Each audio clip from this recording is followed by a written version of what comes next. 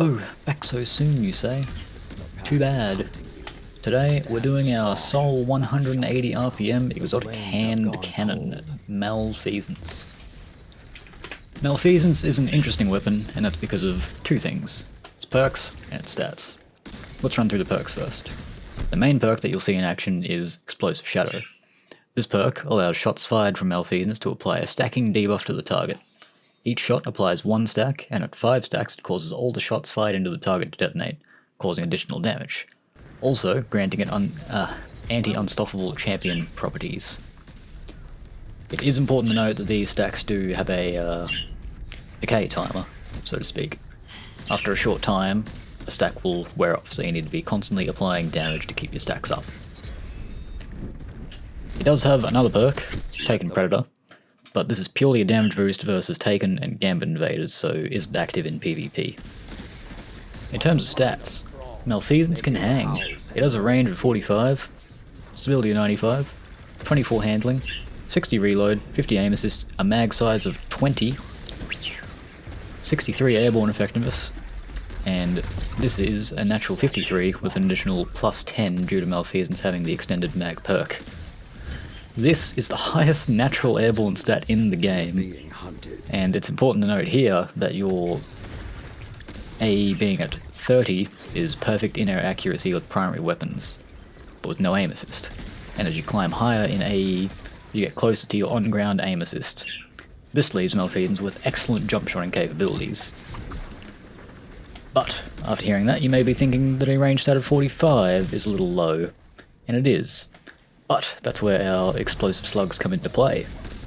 After landing these 5 slugs on a player, each of them will detonate, dealing 45 damage per slug. 45 times 5 is 225 damage. This is more than enough to take care of any resilience player at any range, since the slug damage is applied directly to the target when detonating. In this calculation, you will be dealing additional gun damage, but that doesn't even matter. But there is a catch to this 5-shot kill at any range, and that is a TTK of 1 second flat with 2 headshots and 2 body shots, and a body shot TTK of 1.33 seconds in 5 shots to the body. This really isn't fast at all, but as I said, it does work at any range that you can hit your slugs due to this additional slug damage. Malfeasance is also really great for roaming supers, especially in a team scenario.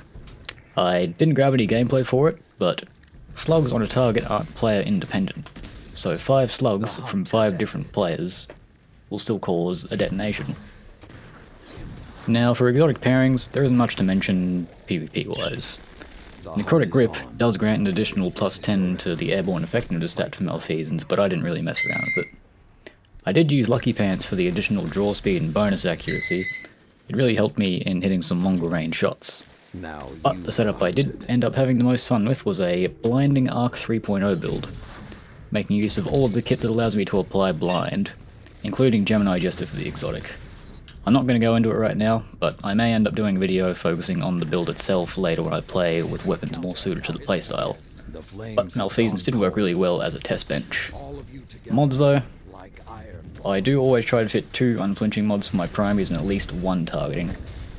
Targeting was especially helpful for Malfeasance's poor handling stat. You could probably even convince me to run a dexterity mod if you tried hard enough though. For the unflinching, Malfeasance is really good because it has that natural 95 stability, leading to it having really good natural flinch mitigation. I generally run my resilience around 6 or 7, so we'll call that like a base number.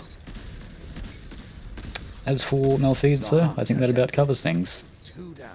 Next video should be on Ace of Spades. See you then. You are in control. Show them what that means.